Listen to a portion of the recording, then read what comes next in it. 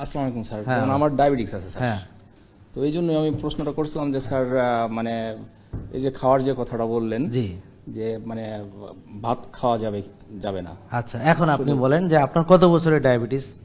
প্রিয় দর্শক সবাই একটু শেয়ার আমার, করবেন। স্যার বছর 3 3 বছরের ডায়াবেটিস। আপনি ওষুধ খান? জি স্যার। কয়টা ওষুধ খান? একটা ওষুধ খাই স্যার। কি ওষুধ খান?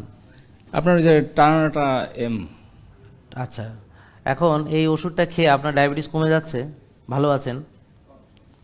ভালো আছি মানে কমে বাড়ে এর ভিতরেই আছি স্যার। যেমন কত থাকে খালি পেটে? খালি পেটে 8, 8.5। তাহলে এটা কি নর্মাল?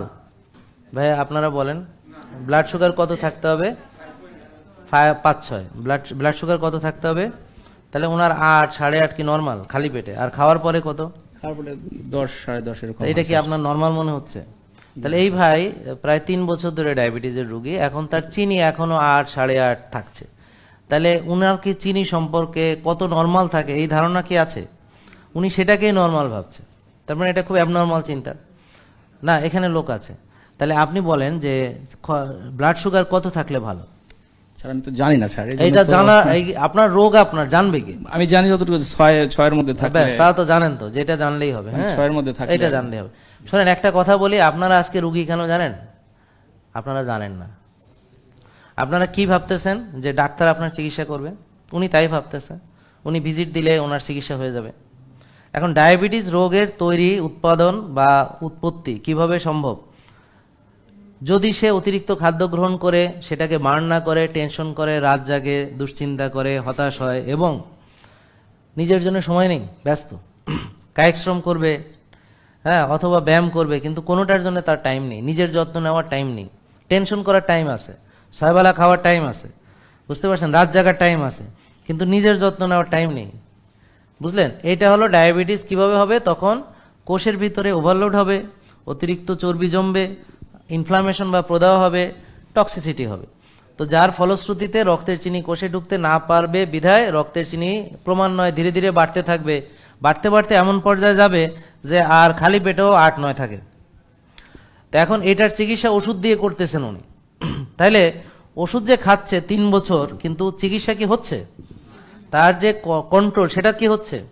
তাহলে চিকিৎসা মানে কি, ট্রিটমেন্ট মানে কি বলেন তো? ট্রিটমেন্ট বলতে কি বোঝেন? ওষুধ খেয়ে যাওয়া? দেখে এখানে তুলেন, ওষুধ খেয়ে যাওয়া ট্রিটমেন্ট মানে? ওষুধ খেয়ে যাওয়া না স্যার। না, আমার ডায়াবেটিস ভালো হয়েছে মানে কি? মানে কি? মানে কি? ডাক্তারের কাছে গেলে তো স্যার হ্যাঁ, আমি এইসব কথা জানতে চাই না। আপনার জ্ঞান বুদ্ধি দিয়ে কথা বলেন, ডাক্তারের বুদ্ধি দিয়ে আপনার কথা বলা দরকার। আপনি বলেন যে মানে কি এটা? আমি তো মানে বুঝি না। মানে বোঝেন না, তাহলে আমরা মানে বুঝাচ্ছি ওনাকে। সেটা হলো যে যেই লোক কোনো ওষুধ টষুধ খায় না কিন্তু সুগার নর্মাল, তার ডায়াবেটিস নিয়ন্ত্রণে বা নাই। আমার যেমন ডায়াবেটিস নাই, তাহলে এখন উনি আর ডায়াবেটিস ছিল, একসময় ছিল ওনার, কিন্তু এখন আমাকে ফলো করার ফলে, যেমন এই বোনের ডায়াবেটিস ছিল, এখন ও আমাদের ফলো করার ফলে তার কোনো ওষুধ ছাড়া, কোনো ইনসুলিন ছাড়া 5-6 থাকে। তাহলে বোনের কি এখন ডায়াবেটিস আছে এই মুহূর্তে? নাই। এটাকে ট্রিটমেন্ট বলে। কিন্তু আপনি ওষুধ খান 2-3টা, ইনসুলিন দেন, এবং আপনি ভাবছেন আপনি ট্রিটমেন্ট করাচ্ছেন, তা আপনার সুগার তবুও নর্মালি নাই, তাও ভাবতেছেন সুগার ভালো আছে। তাহলে ওনার যে ধারণা, এই ধারণা এই ডায়াবেটিস সম্পর্কে একেবারেই নেই বললে চলে। কেন নেই? ওনার দোষ না, দোষ না। কেন নেই?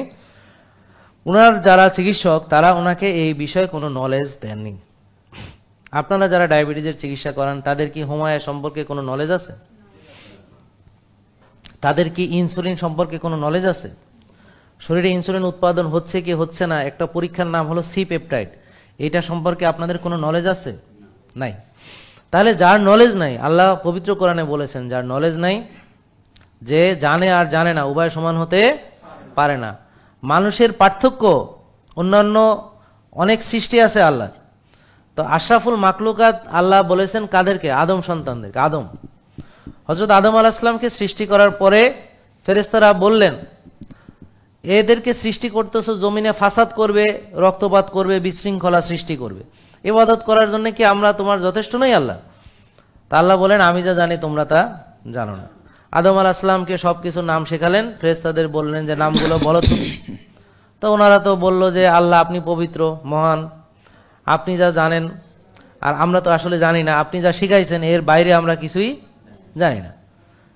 এর বাইরে কিছু শেখার সুযোগ তাদের নেই। একজনকে আল্লাহ হুকুম করেছেন তুমি সেজদায় যাও, ও কিয়ামত পর্যন্ত সেজদা থেকে মাথা তুলবে না যদি আল্লাহ না বলেন। একজনকে বলেছেন রুকু করো, ও আর কিয়ামত পর্যন্ত ওই রুকু থেকে উঠবে না যদি আল্লাহ তাকে হুকুম না দেন।